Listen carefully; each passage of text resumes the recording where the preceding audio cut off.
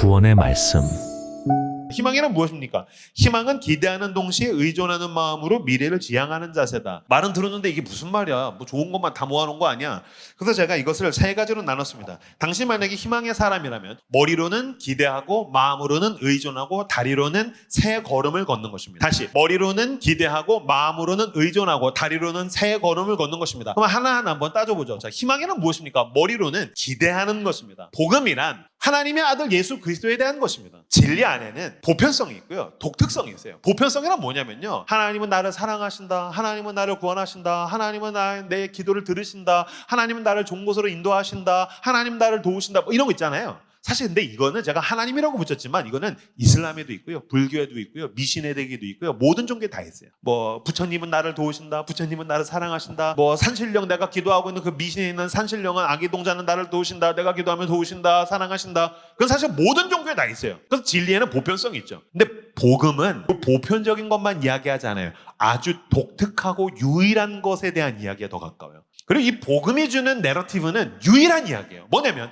하나님께서 인간을 구원하시기 위해서 2000년 전에 사람으로 오셨, 이스라엘에. 근데 신이 인간으로 왔다는 이야기는 모든 종교에 다 있습니다. 근데 이 신이 인간으로 왔었을 때 헤라클레스, 슈퍼파워를 가지고 온다든지 왕으로 온다든지 어떤 신의 대리인으로 온다든지, 그러니까 어떤 압도적인 능력을 가지고 옵니다. 근데 하나님의 아들 예수 그리스도는 마곡간에서 초라한 모습으로 오셨죠. 그리고 죄 없는 삶을 30년간 사셨다가 3년간 공생애라고 이야기하는 사역을 하십니다.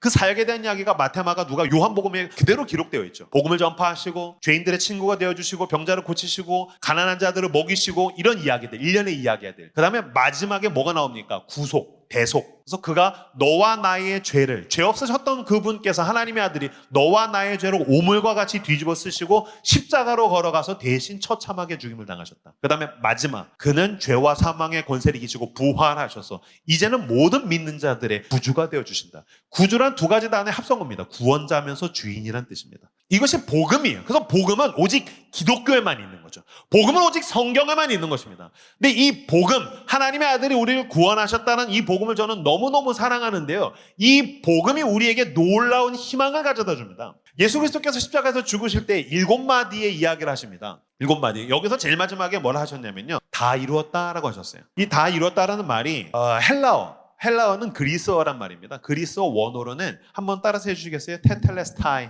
한번 더, 테텔레스타이. 예수님께서 십자가에서 죽으시면서 테텔레스타이, 내가 다 이루었다라고 이야기하셨어요.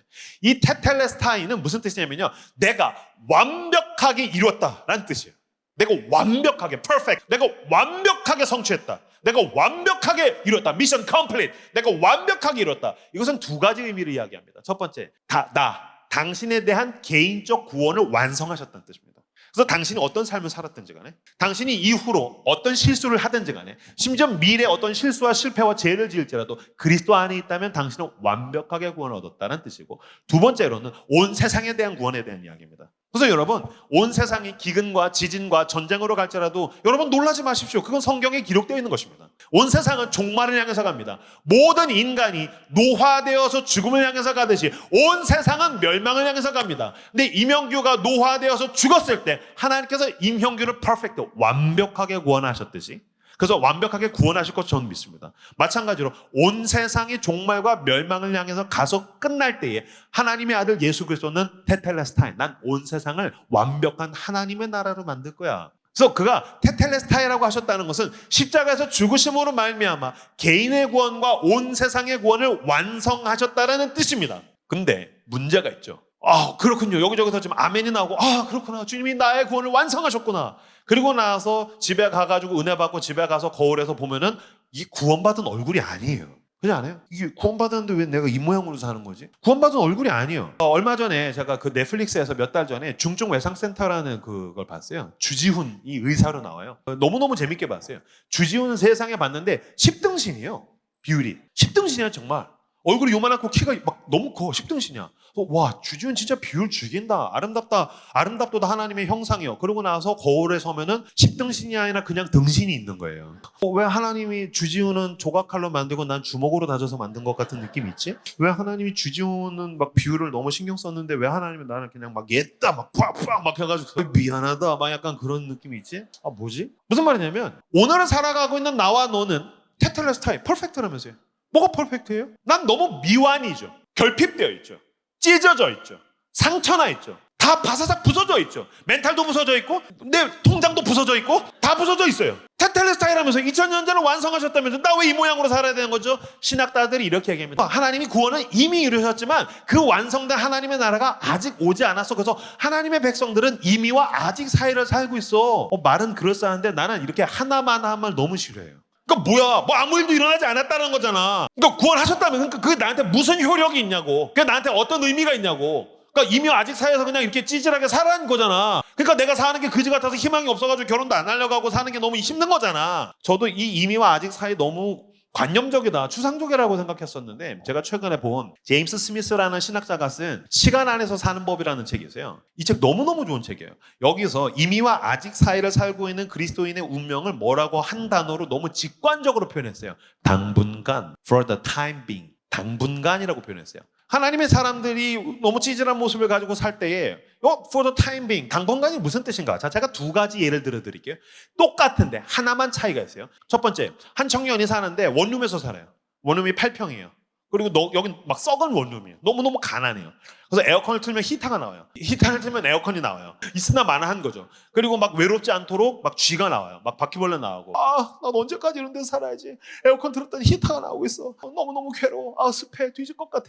어떻게 난 너무 힘들어. 너무너무 힘들죠. 현재로서도 이 썩은 집에서 가난하게 사는 게 힘들지만 더 힘든 건 뭐냐면 희망이 보이지 않는 거죠. 내가 이 썩은 집에서 언제까지 이 모양 이 꼴로 살아야 되는 거지?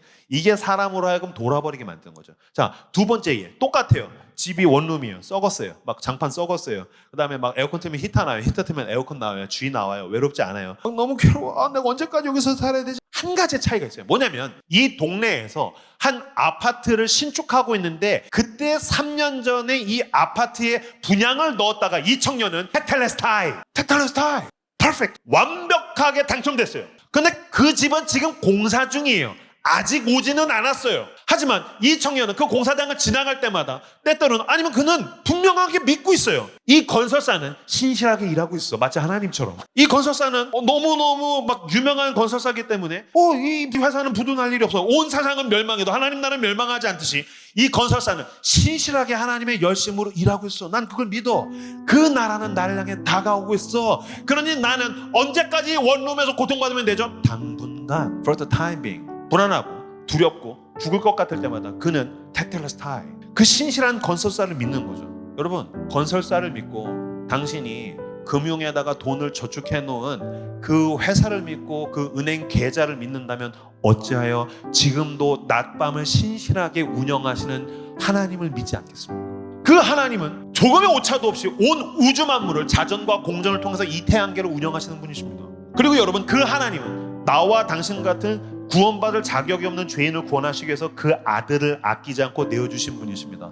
여러분, 로마서를 다시 한번 읽어보십시오. 로마서 8장을 전 너무너무 사랑합니다. 그 아들을 아끼지 않고 우리를 위하여 내주시니가 어찌 그 아들과 함께 모든 것을 우리에게 주시지 않겠느냐. 아멘. 그러므로 만일 하나님이 우리를 위하시면 누가 우리를 대적하려?